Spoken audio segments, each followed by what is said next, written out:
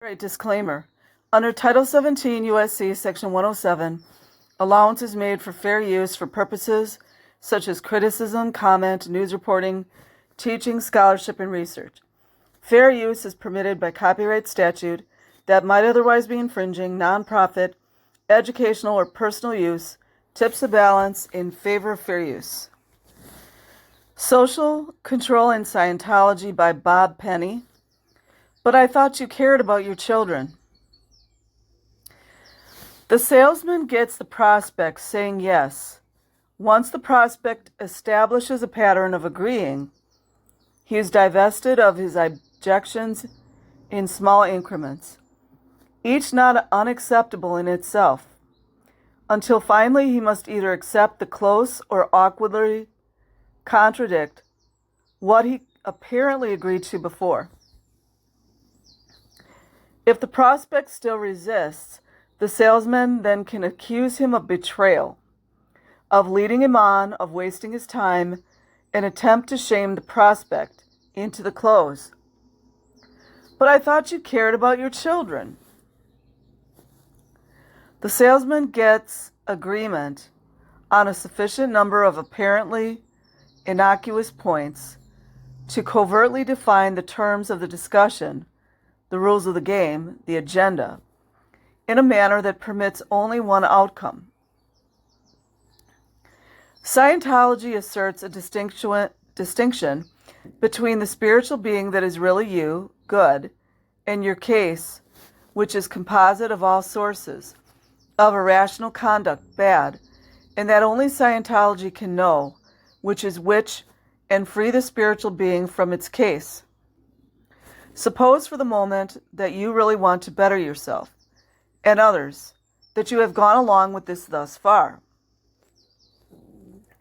What happens now when you find agreement with whatever the registrar wants from you, validated as really you, good, and any other of your interests and values, ruthlessly invalidated and attacked as just case bad on the basis of the supposedly expert knowledge of the Scientologist? Suppose you are reluctant to mortgage your home or company or trash your children's college savings to purchase Scientology services. But I thought you wanted spiritual freedom. Of course, this is logically absurd, but it is nonetheless a cognitive trap that has nailed many people.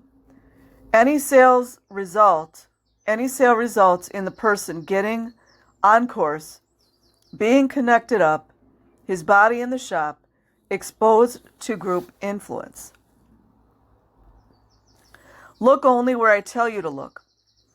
Scientology presents itself to the public as a dedicated group of concerned people trying to help. The Scientologists might talk about how children do better in school if they look up misunderstood words in a dictionary, as though that notion was anything peculiar to Scientology. This is the stage magician's trick of misdirection. He can make you see what he wants you to see if he can get you to look only where he wants you to look. In addition to this misdirective attempt to identify Scientology as consisting of one or a few acceptable concepts, contrast with criminals or drug dealers may be used to argue what a beneficial thing Scientology is by comparison. Note what happens if you add none of the above to the artificially restricted choices offered by the salesman. Keywords such as communication, drugs, education, management, religion, freedom, etc., are buttons used to attract and direct attention by attacking opponents of the cult as soft on drugs, against education, and so on. Scientology attempts to divert attention away from critical evaluation of itself, create an unquestioned presumption that Scientology is effective and relevant to those issues, discredit and smear opponents, intimidate internal dissent, and publicize the buttons that will get new raw meat in the door and subject to group controls.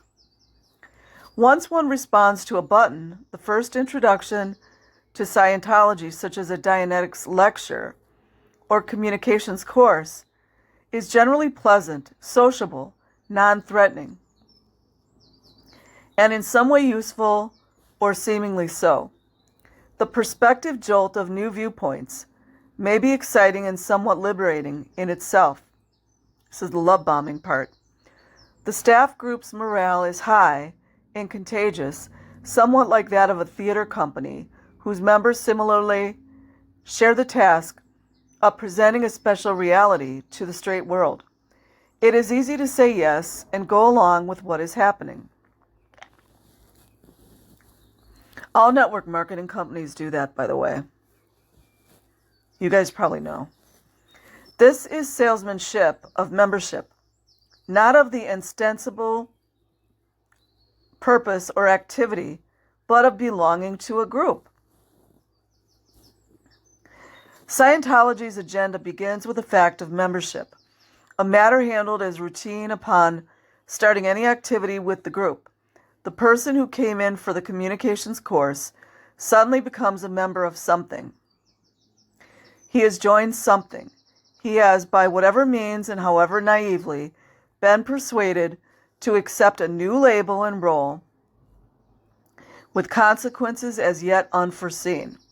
But this is not what you are supposed to look at or notice. One learns in the Scientology environment that he is either a Scientologist or a WOG, a derogatory and racist term used to refer to non-Scientologists, defined as a person who isn't even trying. That is the real curriculum and message. I just want to interject. That reminds me of like in narcissism when they're always moving the goalpost. Because you can never complete anything. You can never hit the goal. You can never get the touchdown. You know, like Lucy held the football from Charlie Brown. That's what moving the goalpost is. The fact of membership, then, of having taken a course or participated in any way, is asserted by registrars and others as evidence of commitment, often greater than the person ever understood or intended. To compel deeper participation, they're getting the obligation right now, which then can be used as evidence of deeper commitment and so on. You are loyal to your friends, aren't you? There's the obligation. One might be asked, what could be more important than starting your next course? Any answer at all to such questions give the registrar some area of meaning and value in the person's life. Anything that might compete with the priority of membership, to invalidate and knock out of the way, through this take a mile if he gives an inch sales technique. The proselyte continuously is asserted to be more and more deeply committed to the group, so that he must either say yes and take another small step forward, then rationalize having done so, or disagree and create a significant upset. Small, non-upsetting steps are usually the path of least resistance. Take a mile if he gives an inch. The idea of gradients or steps is espoused in Scientology as the way to handle something in an orderly step-by-step manner. In actuality, this concept becomes justification for deception. For example, the new proselyte is not told about hard sell because that would be out gradient. One who encounters out gradient material, for example, by witnessing hard sell used on another, is belittled and invalidated by being said to have not cognited yet, and treated like an immature schoolchild having trouble figuring it out. That's minimization. The implication is that when he grows up a little more, he will come to agree with the use of coercion and become more skilled at understanding deception. Training courses are the usual introductory service, start of the gradient, sold to raw meat. Training for life involves the same courses as training for the profession of auditor. The rationale is that one needs auditor training to handle life. In doing the communications course, for example, or another common introductory course called the Hubbard Qualified Scientologist, HQ's course, one comes to discover that he has thereby embarked upon auditor training. By the time he has completed the introductory course, the new member will have spent enough time with the group to have become somewhat accepting of, or at least familiar with, the idea of becoming an auditor. Thus, he is sold another new label and role and becomes subject to additional expectations and demands by the group. Now he must complete his auditor training and then audit, like the children do. The children do this too. The latter is commonly done by joining staff, and so it goes. Regardless of his original purpose, the new group member is expected to believe that this new profession exists and possesses a legitimate body of knowledge. And it is easy. One can become a valuable and skilled person wholly in group terms, without having to deal at all with the outside standards of accomplishment. That initial course begins the softening up process by which the proselyte is introduced and gradually acclimated to the actual agenda of Scientology, i.e., this is his introduction to what is really being sold. I want to interject again. If you guys notice any of the correlations between what happens in Scientology in the last 4 years of events that have happened throughout the world, if you think there's any kind of similarities, you're right on track.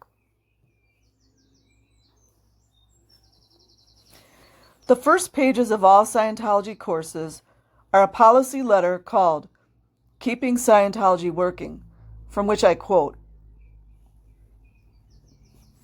"When somebody enrolls, consider he or she has joined up for the duration of the universe. Never permit an open-minded approach. If they're going to quit, let them quit fast. If they enrolled, they're aboard. And if they're aboard, they're here on the same terms as the rest of us. Win or die in the attempt. Never let them be half-minded about being Scientologists. The whole agonized future of this planet, every man, woman, and child on it, and your own destiny for the next endless trillions of years depend on what you do here and now, with and in Scientology." One could walk out, but in most cases, the habits of social cooperation suspend response to the unreality of this inexplicable diatribe. One cooperatively continues along the gradient, hoping that whatever this may turn out to mean, it will be sane and acceptable. The person who thought he was taking a communications course thus unknowingly grants some degree of complicity to a different agenda, which has as its goal making him a group member above all else. That's the groupthink. And an auditor, in signing him up for the duration of the universe. That apparently innocuous membership begins to acquire quite a different meaning, but group pressures keep him playing along until he gets used to it and thoroughly trapped. The person who was persuaded to say yes and agree that his being here has to do with caring about his children. Oh, the irony. Spiritual growth or something of undeniable value, a hope and commitment he cannot deny. So he goes on. Education, business, and drug rehabilitation are areas infiltrated in this manner to covertly introduce the agenda of Scientology through activities which apparently have other purposes. This is illustrated by a student at the Delphian School, reported the Delphian issue, I don't know what number that is, maybe like 26 or something. I don't know. Anyways, who wrote, "It took a lot of effort from everybody here to help me understand that this was the right group for me." The student indeed got the message. Remember the hard sell concept of truth. anything that will undermine the Marx position and obtain compliance with the more ethical actions that will bring in more money to Scientology. Apply that to the concept of gradients, and what do you get? The New York Times, July 17, 1989, discussed a Narconon facility planned near Newkirk, Oklahoma. Townspeople say that Narconon has not been honest about its link to Scientology, its financing, its medical credentials, and its plans for the project. Narconon officials denied any connection to Scientology until confronted with a Scientology magazine article titled, "Train Scientologists to Staff Huge Oklahoma Facility." And also, you guys, you should ask yourself, why on earth all that medical negligence and medical malpractice would go unhindered, unaddressed, not even, just think about it. The truth would have been out gradient for the poor WOGs of Newkirk, in the same way other Scientology front groups conceal their real agenda. A Sea Org Scientology magazine, High Winds Issue 9, 1989, refers to the World Institute of Scientology Enterprise, WISE, working to boom Scientology through its use and dissemination into businesses. It also refers to the Association for Better Living and Education, ABLE, where the many vital social programs using LRH's technology are administered. One such program which receives guidance from ABLE is Narconon. Another is the Delphian School. In other words, a summary. The cult process begins with deceptive recruitment, management training, drug rehabilitation, communication course, etc. The real purpose is to get bodies in the shop where they can be sold membership in a group. Within the cult group, loyalty, sociability, willingness, desire to help, etc. are manipulated. Reference Robert J. Lifton's 8 Points of Mind Control. To get the person cooperatively to go along with shared self-delusions, which create and then sustain mutual dependence relations with the group. Starting to go along with the group think, for example, starting to see oneself as part of an elite with special understanding, available only through the group, is the beginning of a gradient of indoctrination, control, and exploitation. Just to let you guys know, it goes on in every school in America. Hubbard presents the idea of gradients as part of his educational technology. One learns on a gradient to assimilate the hard sell concept of truth, which destroys value, isolates a person from his social roots, and makes him exploitable by the group. The gradient is presented as a gradient toward understanding, but in the hard sell concept of truth, the measure of understanding is compliance. If you do not comply with church instructions, just like the last 4 years, you were no blank, no job. Instruction, it is asserted that you have not understood them. The drills on the communication course are about control. The actual gradient, then, is a gradient toward compliance. Anything that will produce compliance with church interests becomes the road to truth. The lies told to the citizens of Newkirk are thus a correct application of Scientology's concept of gradients. Those people were not ready to comply, and anything is justifiable to move them further along the road to truth. As truth is understood by deceived and self-deceived group members, the bottom line, of course, is more money to Scientology. If you guys want to know, where a lot of this comes from, watch the movie Metropolis. It will explain a lot.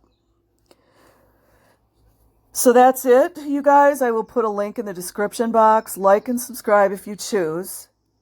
I can't believe how many videos I put out, and I get so few likes. It's kind of sad. And anyways, have a good day or a good night wherever you are. Peace.